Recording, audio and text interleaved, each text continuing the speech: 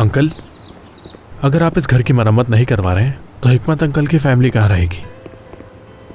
अली, मैं यही सोच रहा हूं कि उनके लिए किसी अच्छी जगह एक मुनासिब सा घर खरीद लूं, मगर बेहतर यही होता कि वो लोग यहां रहते हैं। आप ठीक कह रहे हैं। अगर वो इसी घर में रहते तो सादे साहिबा बहुत ज़्यादा नाराज़ होती। उन्हें यहाँ से मूव करना बेहतर होगा। हाँ, मुझे भी इस मामले में सादिया को बिल्कुल भी नाराज नहीं करना चाहिए।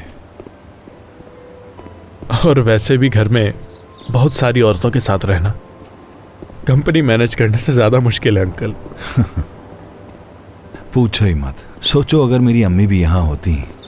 यकीनन अगर वो यहाँ होती अंकल तो ये सारे मामलात इस तरह बिखरे नहीं होते। कह तो तुम ठीक रहे हो, बाज़ औक़ात वो ऐसा कुछ कर जाती हैं जो मैं सोच भी नहीं सकता। ठीक है अंकल, अब मुझे चलना चाहिए। ऑफिस में मिलता हूँ आपसे फिर, ठीक है? हाँ ठीक है, मगर मैं देर से आऊँगा। ठीक है अंकल, मिलते हैं फिर।